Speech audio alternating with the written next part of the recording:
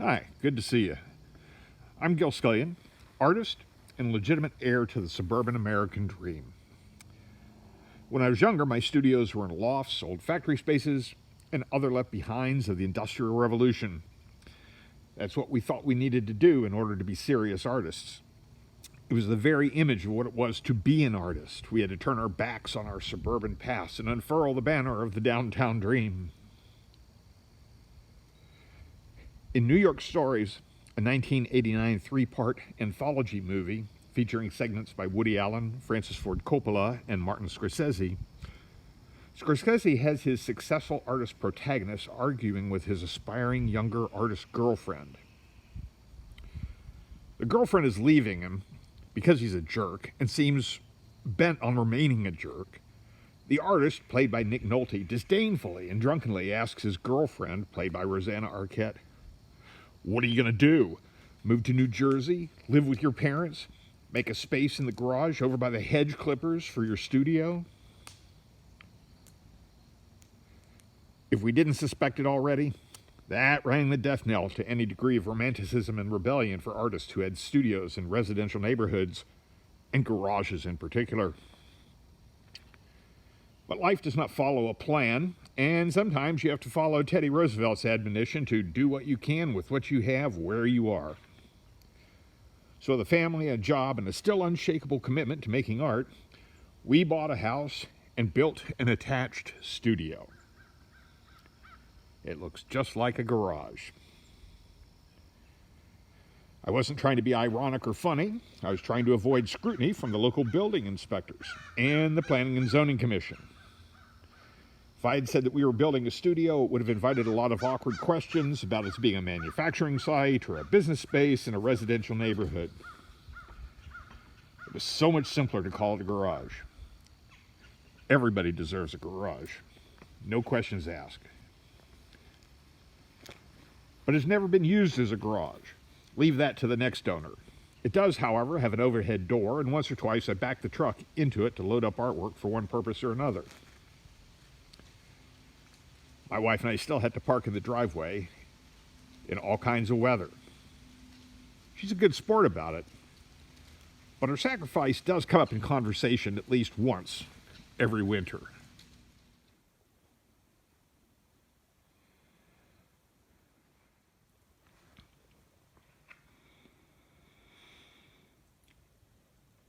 Inside, the studio provides just over 500 square feet of space.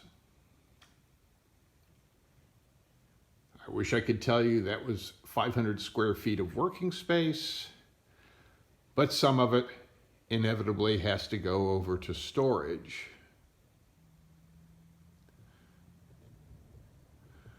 However, I did build it to serve my needs. And the first and foremost need that it serves is convenience and accessibility. I like to be able to go into the studio anytime that the opportunity presents. And this has provided me with the greatest possible integration of my personal life and my studio life. I never managed a studio practice that consistently results in practically scaled pieces that could be neatly stored away or carried out under the arm of a solvent admirer. While some of the pieces are quite large, even reasonably scaled work tends to be merely units in larger ensembles that sprawl across an exhibition space. As is the case with most homeowners, some of the stuff gets tucked away in the attic.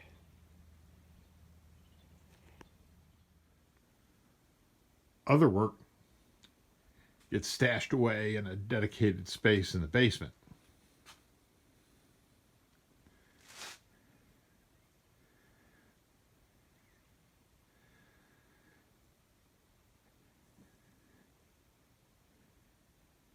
Every few years I have to take loads of old artwork to the dump.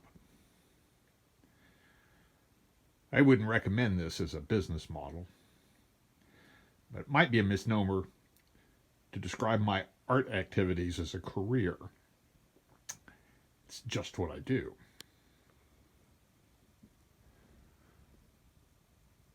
These things that I do are clearly based on conventional art forms, painting and drawing, sculpture. But the manipulation of content within these works is, at least I think, as much based on written forms as they are purely visual ones.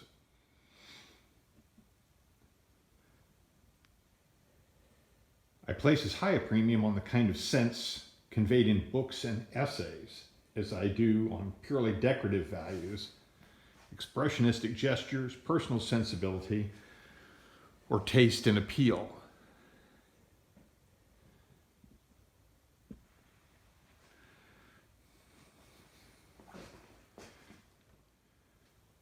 The work is organized into project groups, each of which might incorporate any number of different forms. Each project group addresses a particular theme.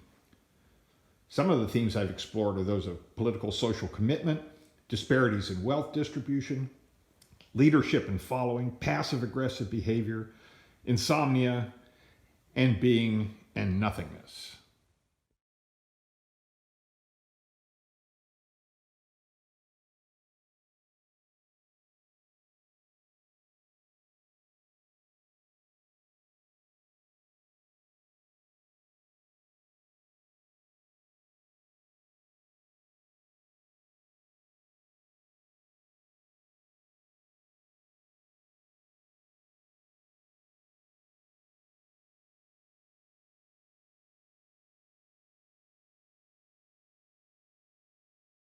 One fairly consistent feature of the work is a formal manipulation of positive and negative space. This has led to the frequent use of stencils or templates as a tool in producing two-dimensional pieces. Because in this case, the tool is the very essence of the concept.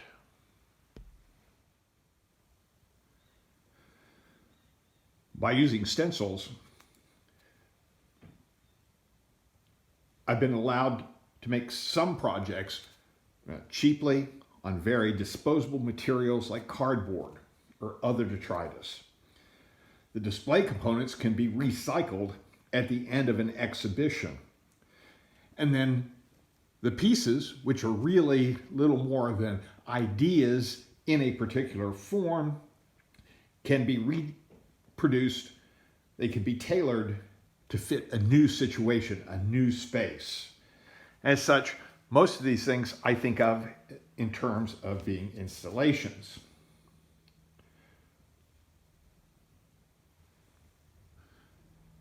Structural as well as thematic ideas of presence and absence circulate through the work.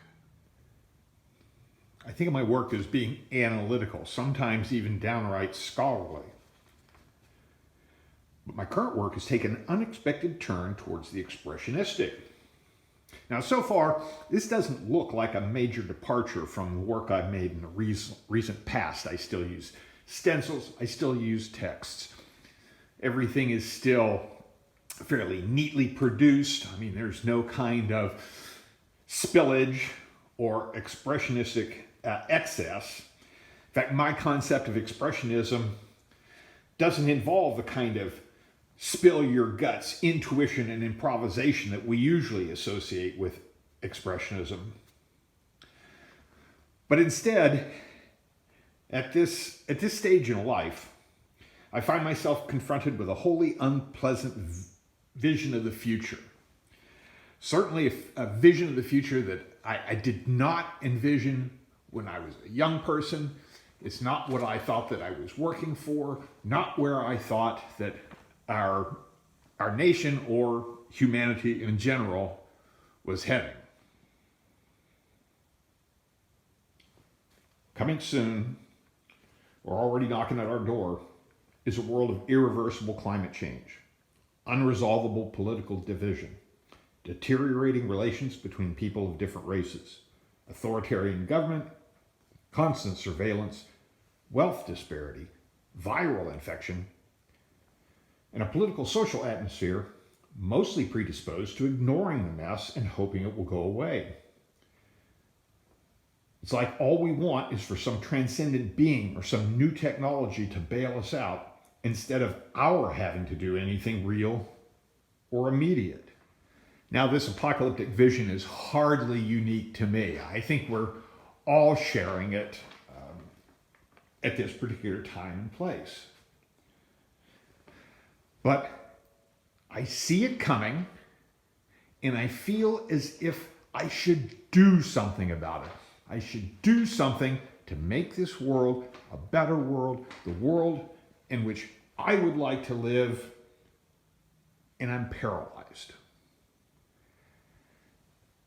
I see the field of action. I know that something has to be done, but I can't enter it. I don't know what to do. Should I become a vegan? Should I drive a hybrid car? Should I march on the state capitol? Should I put up yard signs or plaster my truck with bumper stickers? Can I become invisible or immune? Maybe it's time to wear a red beret and carry a gun. And maybe it's time to turn on, tune in, and drop out. Is there a way forward? I don't know. I'm just a guy who makes stuff. At present, the work that I'm doing is being done under the project title, I Saw It Coming, but stood there like a jerk anyway. Thanks for dropping by.